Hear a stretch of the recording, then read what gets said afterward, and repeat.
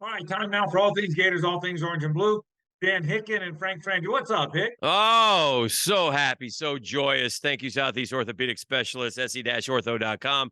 No complaining, no bitching, no negativity on this dadgum podcast. It's orange and blue through and through. It was such a big win at the Hicken household on Saturday night. It was a pool game. And when a pool game happens, that means that somebody in attendance watching it says, if they win this, I'm going in the pool.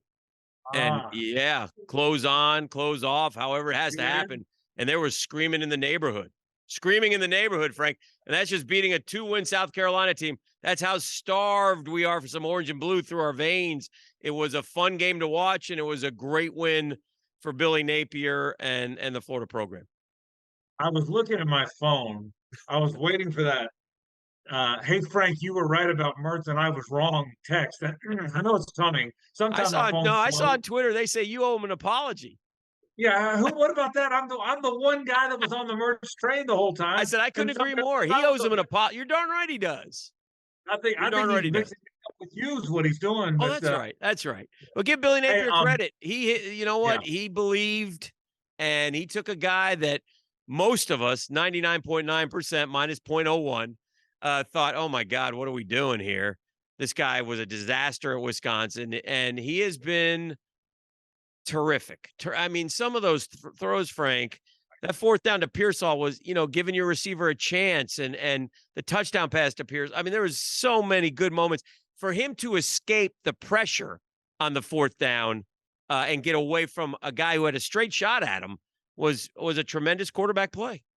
Yeah, he is. Look, he's a really good college Mm-hmm. quarterback. I don't know if he can play the next level. I don't No, think he's got a great arm, but who cares? That's yeah, not why he's there. It's a really good college quarterback. And I'll give Napier credit. If you look at the people he's brought into the program, just the portal guys, those Cyrus Torrance and Montrell Johnson and Pearsall and now Mertz.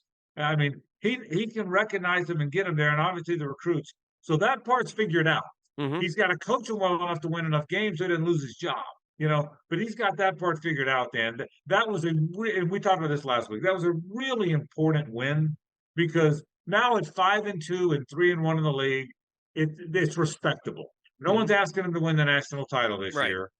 They're asking for incremental progress and respectability. And now with the schedule they've played, already playing Tennessee, already playing at Kentucky, already playing at Utah.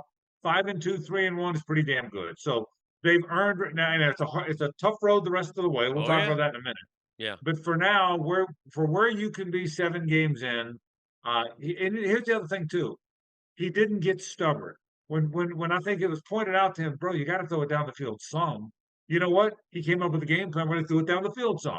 They're not all of a sudden the Mad Bombers, Right. but they threw it down the field some. I thought that showed that he wasn't being old guy, stubborn coach. I thought that was progress, Dan. I really did. You know what the best part for me was, Frank, besides winning the game, obviously, was that it was the first game really, and that I thought the rhythm, the tempo were really good offensively. Like Yes. it wasn't Yes. noticeably bad. Like South Carolina scored to go up 10, and I said, and that's the ball game, right? I mean, in my mind, it was over. They're 9 minutes to go. It'll take us 8.5 minutes to navigate down to the 5-yard line, right? That's how it's been. But to their credit, I never once said hurry, hurry, hurry. There was a better tempo is the best word I keep coming back to because it wasn't like, oh, I'm looking over, the clock's ticking. Oh, I'm at the line, I'm taking forever. Great point. It was much faster, and I thought that was a big stride for the offense.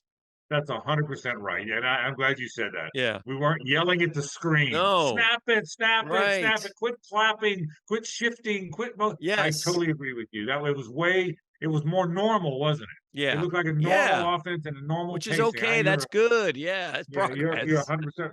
So that's progress. I think it is. And defensively, everyone says, well, all of a sudden the defense is lousy. I think for the first time this Kentucky, he didn't have a bad plan. They just weren't ready to play. This is the first time I thought Austin Armstrong didn't have a good plan. I Okay. thought he said, listen, they got Spencer Rattler. We're going to sit back and play 7 or 8 guys in zone and keep eyes on the quarterback. And they got gutted. And so the defense wasn't very good. But I think it was more planned than all of a sudden those guys can't play. The other thing is he's playing, and I'm not making excuses. they're playing a lot of really young guys. Yeah. I think at some point, young guys are hitting a wall a little bit, and I think you're seeing a little bit of that. That's why. But hey, found a way to win a game you had to win. In 2007, Timmy's Heisman year, remember the defense really was poor towards the end, and they were playing young guys too. And it came back in 2008. I just think it's kind of a year away, kind of learning what they do. Like Ahmad Black diagram to play on social media that I saw, and I agreed with. I don't know the X's and O's stuff, but we got a pulling offensive lineman going this way. And I think Right, the natural flow is to go this way, and the ball came this way, and somebody's got to blow up the offensive lineman and get the and for whatever reason, our linebacker went this way, and it made no right. sense. And I would have to go back and wonder why he did that. And I'm sure that's a coachable moment, but those are the little things. Those young guys making mistakes. I think they're pretty good athletes. I think they're going to be pretty good next year. So I'm excited about that. But yeah, it is. Listen, we talked about the schedule going forward, Frank, and I broke it down into three parts. I had the Columbia, and you got one of Right. those. You got to win That's right. Arkansas, right? That's the other one. And then the third part of it is Right. the three rivals left. Can you win one of those? If you do all that, you're 7-5. You go win your bowl game.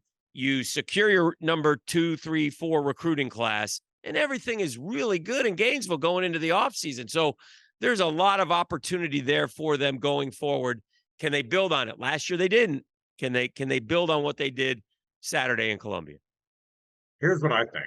They're Mhm. not going to beat Georgia. We know they get the off week this week, which is good. They're not going to beat Georgia. I think we all can agree on that. So all of a sudden they're 5-3. Yeah, yeah, yeah. I love it. I'm with you. Convince me. Sell me. I'm buying. Sell me. But I don't think they're going to beat Georgia. Okay. Oh, But after that, so at 5-3, let's assume they're yeah, that's the fair. off chance they're 5-3. Yes, Okay. yes. Um, Arkansas. Here's the thing about Arkansas. Arkansas is not Vanderbilt. Okay. No, they're good. You better come to Arkansas play. vote Yeah. up, played. They played pretty well against Alabama. Mhm. So you gotta find, but you're at home. It's the black uniform game. It's going to be emotional. They got to find a way to win that game. I Yeah. think finding a way to beat Arkansas is really important. Well, what it's done is it's made it real fun in Gainesville again, and Gator fans are enjoying Florida football. And like I said, there's a lot ahead for Billy Napier. We'll see. Boy, early Vegas lines. I was trying to guess the Georgia line today, and then I peaked 23.5. I would put that up all over the locker room in Florida. Of course, we know Brock Bowers won't be playing in 2 weeks, but we'll talk about Florida, Georgia a lot more next week as we get ready for the world's largest outdoor cocktail party. Cannot wait. Should be a lot of fun. For Frank Frangie, I'm Dan Hicken. That's all things Orange and Blue, all things Gator. And thank you to Southeast Orthopedic Specialist, se-ortho.com, for all your orthopedic needs. Frank Frangie, you have a good week, and we'll talk to you next time.